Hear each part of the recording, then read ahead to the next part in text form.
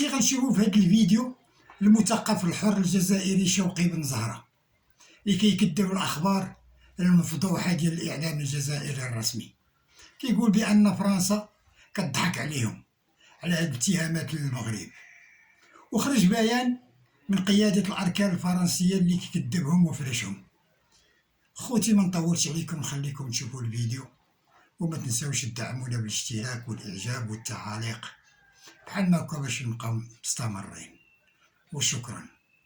البارح ليلا كالعادة نظام الكاسيدور كل شيء صرا في الليل.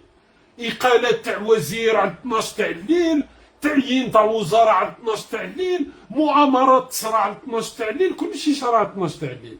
يا خويا يخرج لك من هي بطبيعة الحال. الخبر منين يجي؟ من جريدة الخبر.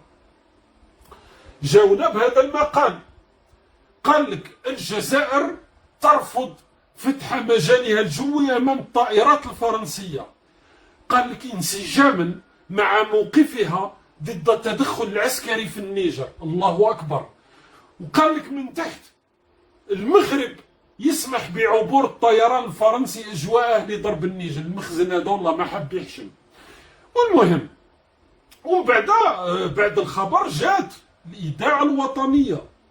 الإذاعة الوطنية قناة رسمية، يعني ما بقيناش في جريدة الخبر. قال لك الجزائر ترفض طلبا فرنسيا بفتح أجوائها لتدخل العسكري في النيجر، والمغرب يوافق. لا حول ولا قوة إلا بالله. المخزن هذا دايما يفسدها علينا.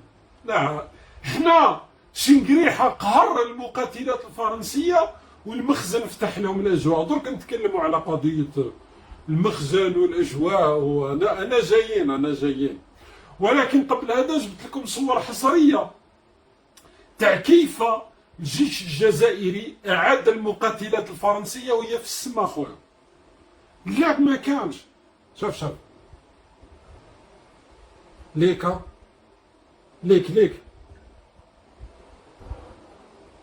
شفتوا كيفاه في نص الطريق رجعت.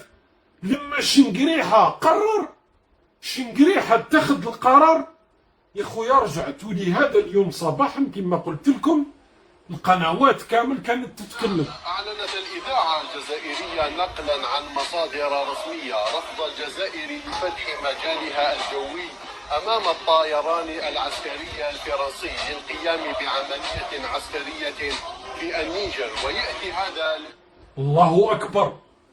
أنا قلت لكم الصباح كي سمعت هذه الأخبار كلها حطيت فيها فرنسا قد ما ذوقت العتاب، وبديت تعرف نتهول تقريبا. شبيك هذا إنجاز عظيم. الجيش الجزائري عاد يوقف المقاتلات الفرنسية وهي في السماء.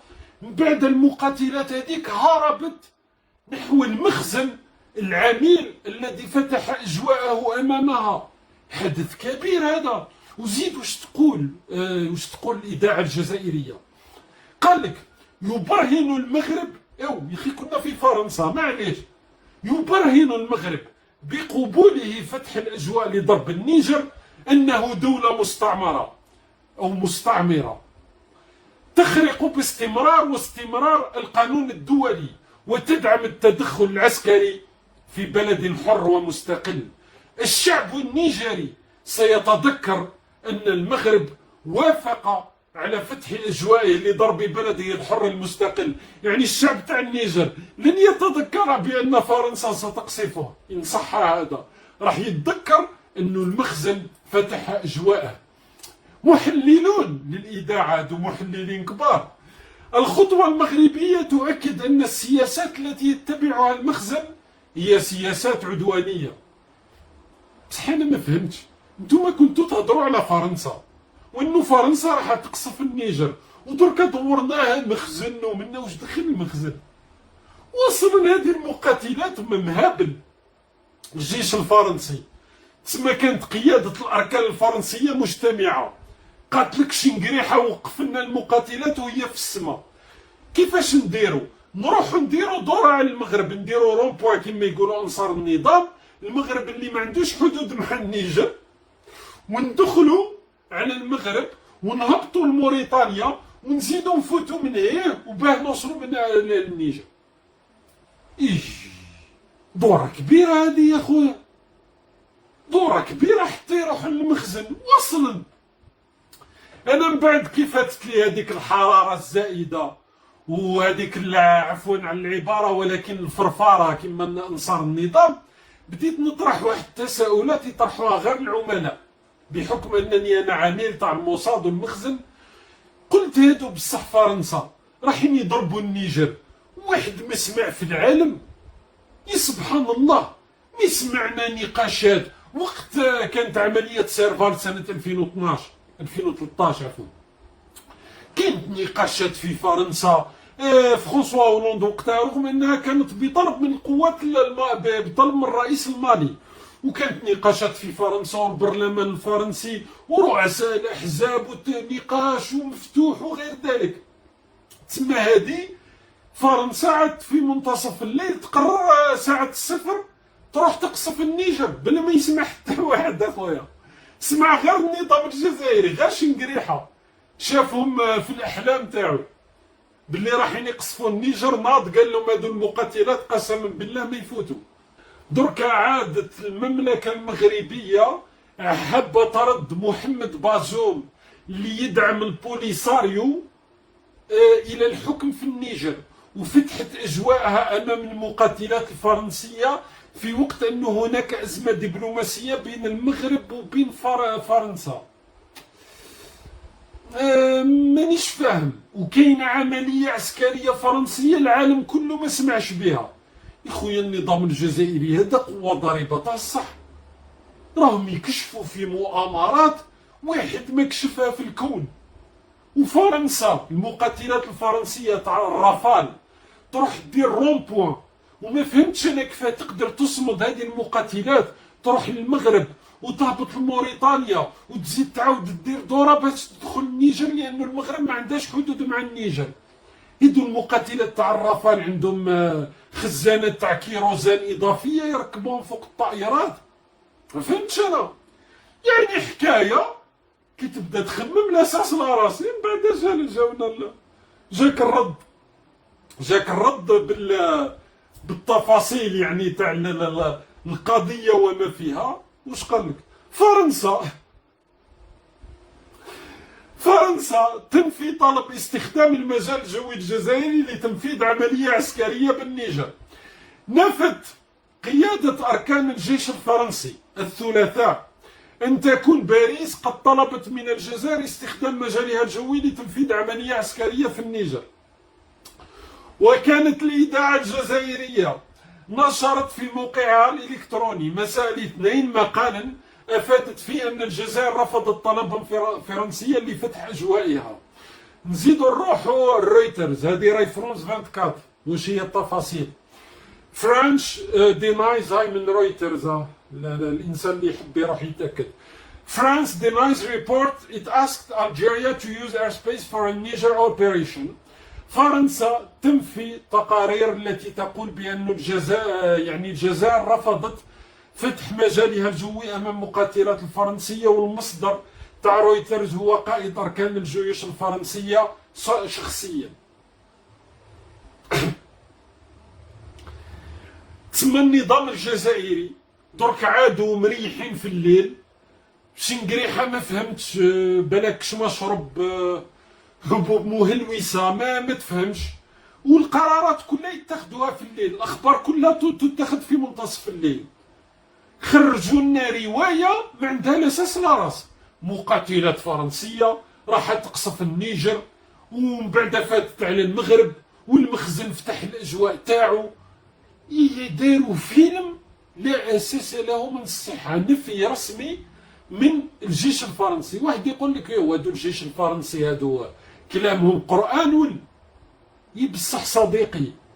درك البلدان كاين الولايات المتحدة الأمريكية، كاين روسيا حتى اللي عندها فاغنر في النيجر، وفاغنر ما فهمتش منين يفوتوا. فاغنر يفوتوا على المخزن، يخي فاغنر يفوتوا على الجزائر بيروحوا للنيجر. بصح العالم كله ما سمعش بأنه فرنسا راح تدخل في النيجر غير النظام الجزائري. هذه الطائرات تاع الرافال تالمون سوفيستيكي، يعني متطورة إلى درجة إنه ولا واحد شافها كيف فاتت على المخزن، ولا المخزن دار السحور، داروا السحور باه ما تتشافش الطائرات هذه والبيانات تاعها.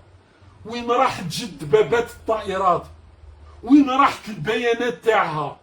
اعطيونا التفاصيل تاع مرور الطائرات هذه. الجيش الفرنسي لما ينفي، يعني ما نقولكش انه جاء كلامهم قرآن منزل، راني نقول لك باللي العالم كل واحد ما شاف هذه الطائرات.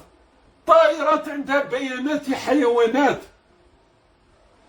طائرات لما تمر على مجال جوي، الناس تعرف لما تمر الطائرات الفرنسية باه تروح لمالي وباش تروح للنيجر تمر على الأجواء الجزائرية، هذا الشيء نعرفه ببيانات الطائرات. تشوف ان كونفوا ميليتير، تشوف يعني سرب تاع طائرات عسكرية فرنسية تمر على المجال الجوي الجزائري، وهذا داخل في الاتفاقيات التي أمضتها الجزائر، وهذا أمر طبيعي. او النظام الجزائري برك يحب يدير الافلام. طائرات لما تروح راهي ما تروحش على المغرب، لانه المغرب بعيد على النيجر، ما تقدرش تروح دير دورة هذه كامل، مستحيل. مقاتلات. لماذا؟ كاينه حاجة اسمها حامل الطائرات، لأن المقاتلات تروح في حامل الطائرات، أو لما يكون المسافة، مثلا المقاتلات الفرنسية لما تروح لمالي، لما كانت العملية تاع سيرفال وبعدها بركان، لازمها تتوقف في الجزائر، دير عملية تاع تموين، تتوقف في ورقل على ما أظن، ومن بعد تكمل مسارها إلى مالي، لأنه أصلا يعني المسافة ماهيش طويلة جدا. لكن ما تقدرش تروح للمغرب وتنزل على موريتانيا وتدير جولة في إفريقيا، هادو يحوسوا هادو، يعني استحمار ما بعده استحمار، يعني يكذبوا امام العالم كله. انصار النظام نشوف فيهم قبيل عادوا يزوروا في المناشير، يديروا في الفوتوشوب، ما لقاوش كيفاه يغطيو على القضيه. على الاقل لو كان تسطروا، لو كان ما جبدوش قضيه المخزن. مثلا قالوا باننا رفضنا طلب فرنسي، فرنسا علاه ردت اصلا؟ لأنه هذا يلزم فرنسا في مواقفها الدولية تدخل عسكري من فرنسا في النيجر دون موافقة تاع مجلس الأمن، وحتى إذا تدخلوا دون موافقة تاع مجلس الأمن يكون نقاش داخلي في فرنسا. فرنسا والولايات المتحدة الأمريكية وبريطانيا وغيرها ما همش يسطبل كما النظام الجزائري رد الجزائر، لازم نقاشات ولازم موافقة تاع برلمان، وحتى إذا الرئيس الفرنسي بحكم أنه القائد تاع القوات المسلحة يتخذ القرار، يكون هذا على الأقل بعد مشاورات مع رؤساء الأحزاب في فرنسا. هيا درك هادو عباد يا سيدي، معليش احنا عملاء كي نهضروا منا، أو بصح الرواية ماهيش راكبة، على الأقل ركبوا رواية يقدر يصدقها العقل ويقدر يتقبلها العقل. هذه هي اليوم الجزائر، طوابير على العدس، الشعب الجزائري ميت بالشر، الفار قال لك كلام 150 مليار تاع حبوب، مؤامرة الفار، 1.5 مليار دولار للبريكس، وتبون لم يتوجه له حتى الدعوة في المشاركة تاع اجتماع البريكس، وما زال في الساعات القادمة رانا راح نتكلموا على قضية البريكس.